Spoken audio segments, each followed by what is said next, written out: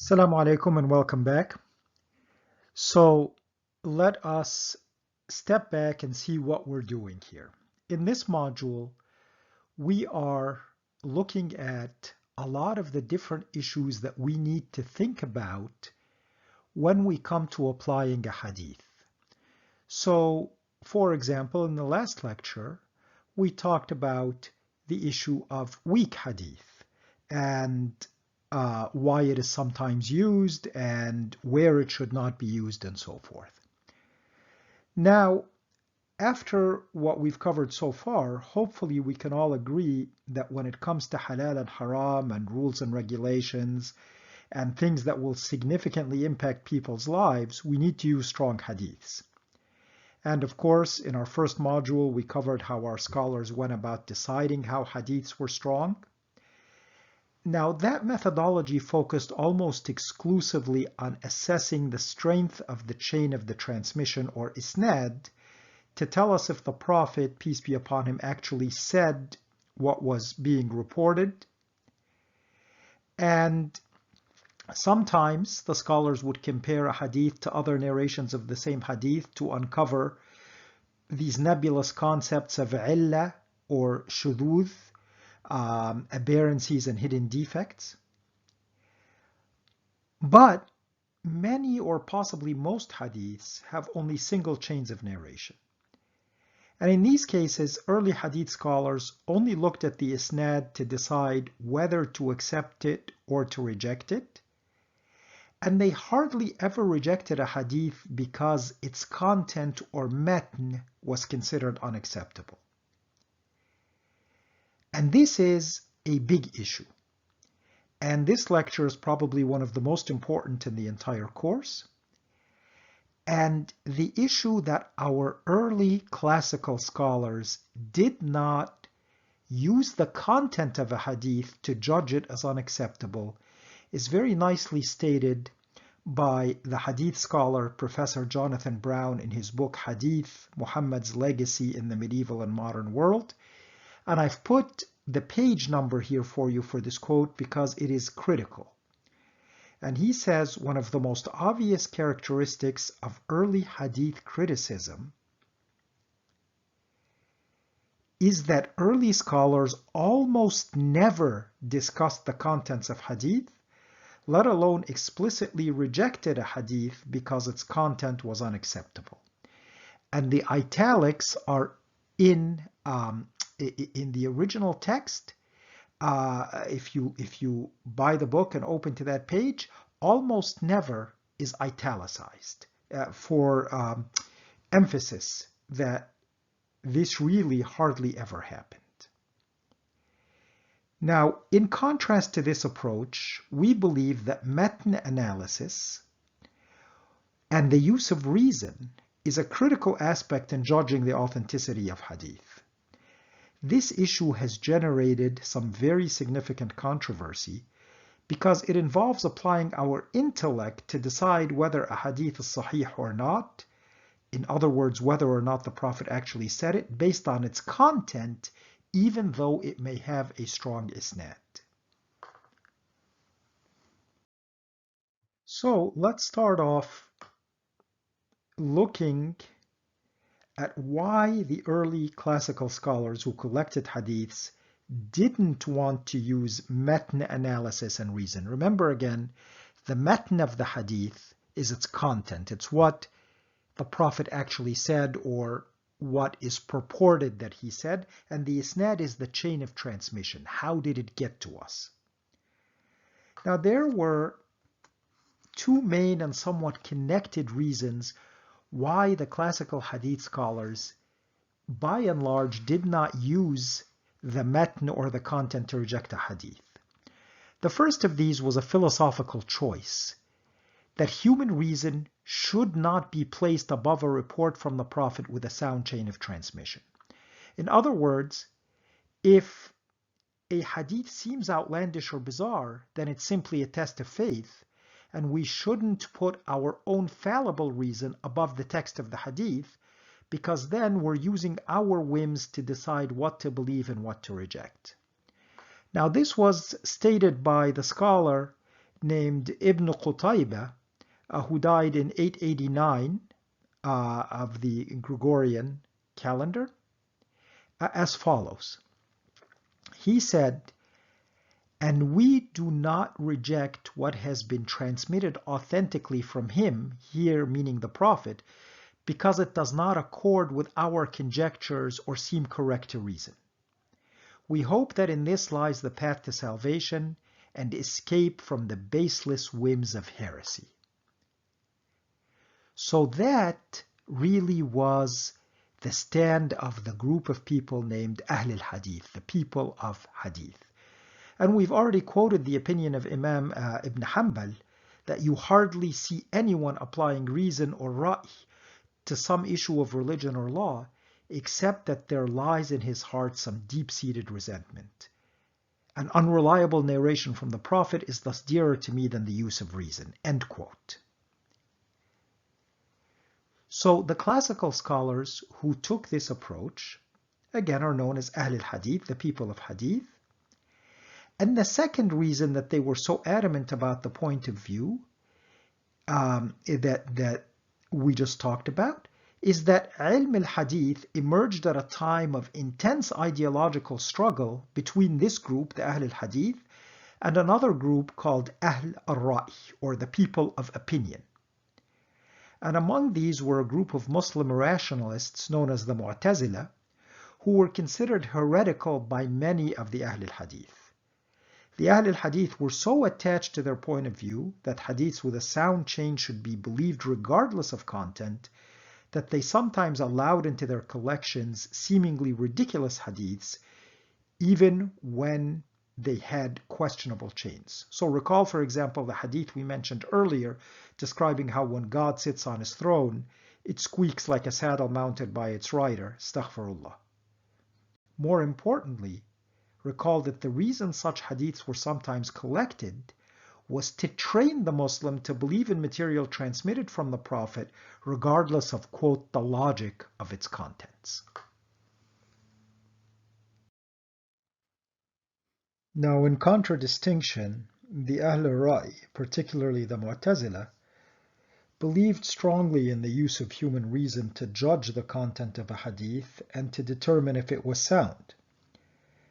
Therefore, Mu'tazilite scholars believed that a hadith had to agree with the Quran, with the absolutely established Sunnah of the Prophet, and with human reason to be considered sound.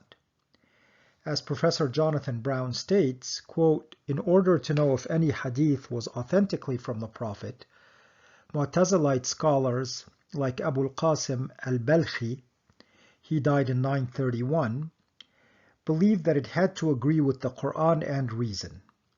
For the Mu'tazilites, the idea that one could examine the isnad of the hadith to know if it was reliable or not was preposterous." This is from Professor Jonathan Brown's book Hadeeth, page 97. Now, why am I quoting you the source and the page numbers here? Because this area is really very controversial. A lot of traditionalists find statements like that heretical, that examining just the isnad would be preposterous without also examining the content. A lot of traditionalists feel exactly as we talked about Ahl al-Hadith, that if the chain of transmission is sound, you have to accept the hadith. As you can probably tell by now, we do not feel that way. So, for example, a Mu'tazilite scholar named Abu Ali al-Jubai was once asked to evaluate two hadiths with the same isnad, and he accepted one and he rejected the other. When he was asked about how he could do that, he said of the hadith he had rejected that it could not have been said by the Prophet, quote, "because the Quran demonstrates its falsity, as does the consensus of the Muslims and the evidence of reason." So once again, this attitude is really completely antithetical to the approach of Ahl al-Hadith, who felt that introducing human reason into the judgment process was to make the rules of Islam subject to human whim. Now it turns out that Ahl al-Hadith, the classical Sunni approach that they took, fairly quickly became dominant during the early classical period. Because the Ahl al-Hadith, who won the ideological battle against Ahl al-Ra'y, were collecting hadiths and establishing hadith sciences at the time of this ideological struggle, the hadiths which have come to us in the main or canonical collections did not use the approach of Ahl al-Ra'y and did not use the hadith content to reject hadiths except in extreme circumstances. For example, al-Bukhari rejected a hadith, quote, "The Prophet forbade the breaking apart of Muslim coins in circulation." He did this because the hadith was clearly counterfactual, since he noted, al-Bukhari that is, that Muslims did not use coins during the life of the Prophet.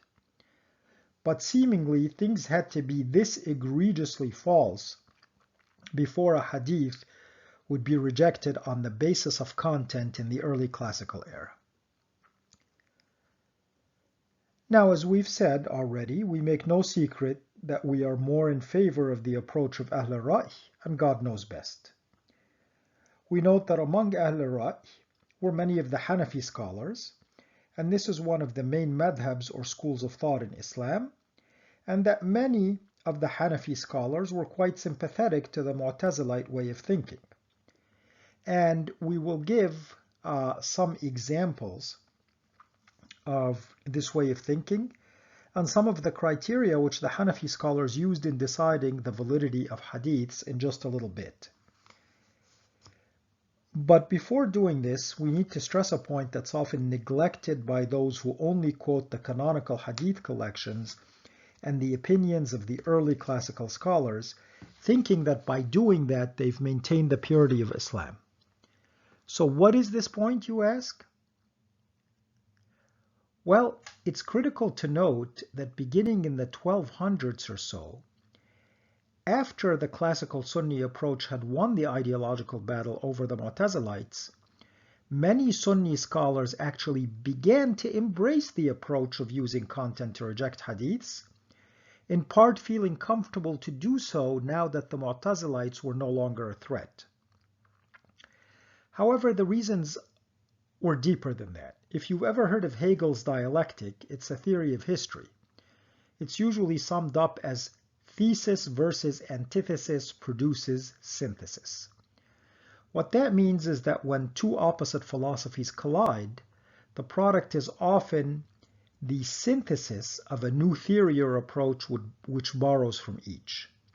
And this is to some extent what happened in the clash between Ahl al-Hadith, again, those who wanted to take hadith literally, to exclude human reason from judging the matn or content of a hadith as a criteria for accepting it, and the Ahl al-Ra'y, at whose extreme end were the Mu'tazilites, again, who thought that human reason should be a significant arbiter, and that hadiths should be judged by matn as well as by isnad for authenticity.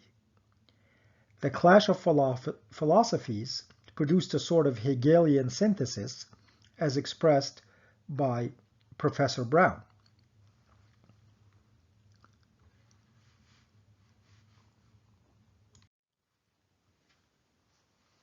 Quoting from Professor Brown, starting in the late 1000s, however, as the Mu'tazilite rationalist threat faded from view and classical Sunni Islam emerged triumphant, hadith critics began writing books that rejected whole prophetic traditions, often because their meanings were unacceptable. End quote. That's Jonathan Brown, Hadith, page 99. The hadiths thus rejected were called mawdu'at, or forged hadiths. One of the most famous books of mawdu'at was written by the scholar Ibn al-Jawzi, he died in 1201, who stated that any hadith that you see contradicting reason or fundamental principles of Islam, know that it is forged. Now, Professor Brown also notes, quote, "As we have seen, Mu'tazilites had no compunction about making content criticism the centerpiece of their method of hadith evaluation. The Hanafi judge, Isa ibn Abban, thus argued that the early Muslim community rejected ahad reports that contradicted the Quran or established Sunnah, or described an event that would have been more widely reported had it really occurred. He also makes the verdict of reason the ultimate arbiter for judging the veracity of a report, not the isnad. End quote. Professor Brown, Hadeeth, page 104. One last quote to throw at you. And finally, quote, although Sunnis considered Mu'tazilism to be a heresy, Mu'tazilite legal theory and its perspective on hadith had a major impact on Sunni legal theory, end quote. And Professor Brown also discusses how Abu al-Hasan al-Ash'ari, a towering figure in Sunni legal theory and theology, was a former Mu'tazilite who used Mu'tazilite rationalism to defend his newly embraced Sunni ideology, and that, quote, the major architects of what is known as the Jumhur or majority school of Sunni legal theory followed in his footsteps, essentially tailoring Mu'tazilite thought to the contours of Sunni belief.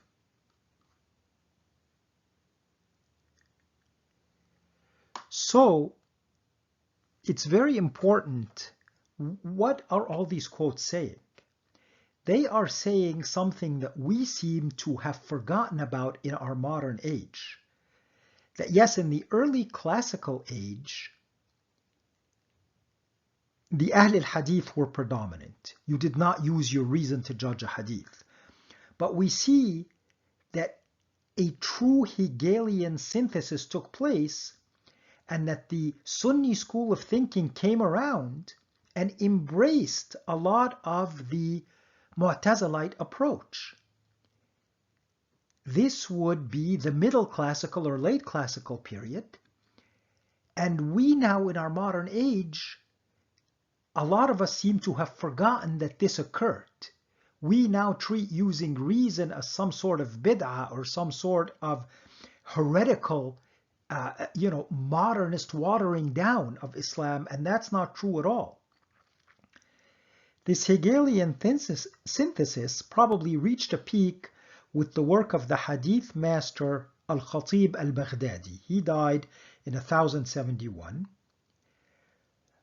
whose work truly melded Mu'tazilite thinking with Sunni Hadith criticism.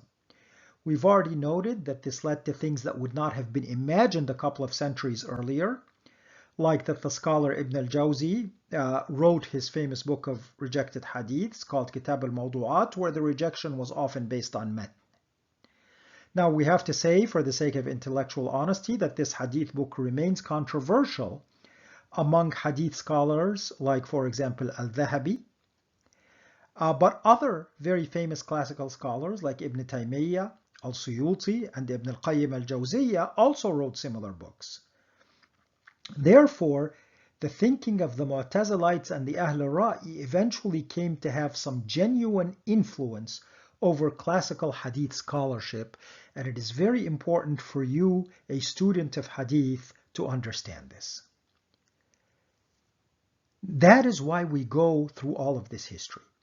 It's to stress that in the late classical period, the use of reason had come to play a part in hadith scholarship.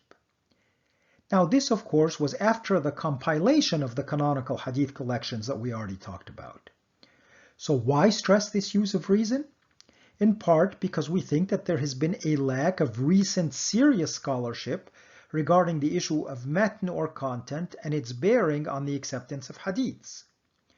Seemingly, many Muslims are afraid of charges of heresy or lack of respect for the Sunnah, or perhaps of accusations that their faith is not sufficiently strong to, quote, just believe what the Prophet has said. This is not a small issue. For example, a recent article in Arabic on islamweb.net, in commenting about a controversy surrounding a certain hadith, I won't go into what that hadith is right now, stated the following, I'm translating from their Arabic, quote, "The rationalist school has aggrandized the role of mind and exaggerated therein until they have clothed it in something beyond its size and abilities. So that you see how sacred the proponents of this school of thought have made the intellect, that they now make it an arbiter and judge over what has been explicitly revealed through inspiration, meaning to the Prophet, in other words, hadiths, and an independent measure for accepting or rejecting hadiths. One of the fruits of this barren and empty approach in dealing with revelation, again meaning hadiths, is that they have started to reject hadiths which the scholars have agreed are sahih, with the claim that these hadiths, clash with logical evidence." I'll end the quote there, but you see that this really is an issue. So in light of criticisms like these occurring still in our modern day, it's critical for modern Muslims to remember, as their late classical predecessors knew, that, quote, "the mere formal soundness of an isnad is not considered definitive proof of the actual genuineness of the text of the traditions to which they are attached. According to the traditionists, even if the isnad is completely without fault, the text should still be analyzed before the genuineness of its attribution can be established." This is from Professor Siddiqui, Hadith Literature, Its Origin, Development, and Special Features, page 33. And I am giving you the reference here, again, to underscore that this stance, which is now unfortunately controversial in the modern day, was definitely part of our late classical hadith tradition, and that we as modern day Muslims, especially in the West, need to understand that this is part of our tradition. This is not a bid'ah. It's not something being invented to loosen up the hadith, etc.